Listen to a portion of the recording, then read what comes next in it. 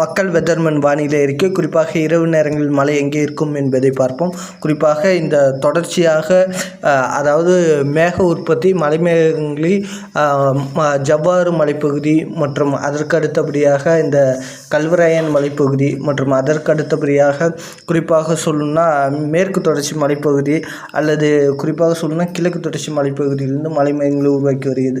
குறிப்பாக இன்னும் விரிவாக சொல்லணும்னா தருமபுரி, கிருஷ்ணகிரி மலைப்பகுதியிலிருந்து மலைமேகங்களை உருவாக்கி சேலம், நாமக்கல், கரூர் போன்ற மாவட்டங்களில் மழைப்பொழிவை தீவிரப்படுத்த உள்ளது. இதற்கு அடுத்தபடியாக பார்த்தால் அதேமாரி புதுக்கோட்டை மற்றும் திருச்சி போன்ற மாவட்டங்களில் மழைப்பொழிவை மேலும் தீவிரப்படுத்த உள்ளது.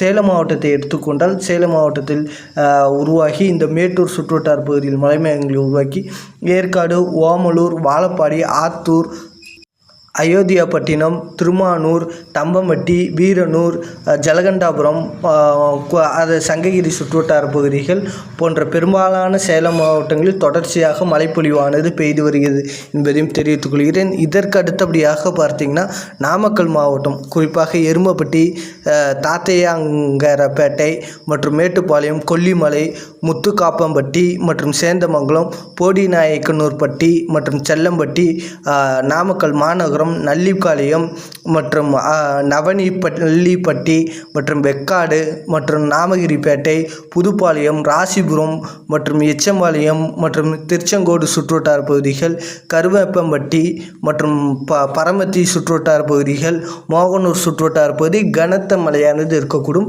நாமக்கல் மாவட்டங்களுக்கு இடி மின்னலுடன் கூடிய கனத்த மழையானது இருக்கக்கூடும். மற்றும் இதற்கு அடுத்தபடியாக பார்த்திங்கன்னா பெரம்பலூர் மாவட்டம் குறிப்பாக பெரம்பலூர், சிறுவாச்சூர், சாத்தனூர் மற்றும் கல்காடி, குன்னம் மற்றும் வேப்பந்தட்டை, குரும்பலூர் மற்றும் பெரம்பலூர், செட்டிக்குளம், பாடாலூர் சுற்றுவட்டார பகுதியில் கனமழை இருக்கக்கூடும். மற்றும் திருச்சி மாவட்டம் துறையூர், உப்புளியபுரம், புத்தலாம்பட்டி மற்றும் எதுகுமலை, திருப்பட்டூர், இருங்கலூர் மற்றும் சமயபுரம், நொச்சியம் மற்றும் ஓமலூர் அதன் சுற்றுவட்டார பகுதிகள், வளையூர் மற்றும் முசிறி, தொட்டியம் மற்றும் டால்மியாபுரம், மால்வாய், கண்ணனூர் மற்றும் மணப்பாறை, துவாங்குடி சுற்றுவட்டார பகுதியில் கனத்த மழையானது இருக்கக்கூடும்.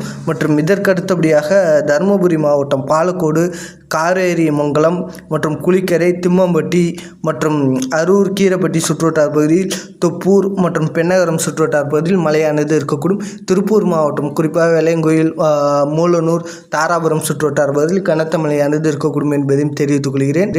கரூர் மாவட்டம் அரவக்குறிச்சி, பள்ளப்பட்டி, சின்னதாராபுரம், குளிர்தலை சுற்றுவட்டார பகுதிகள் மற்றும் லாலாப்பேட்டை மற்றும் ஆயனூர், புலியனூர் மற்றும் சத்தியமங்கலம், ஐயனார் மலை சுற்றுவட்டார பகுதி கனமழை.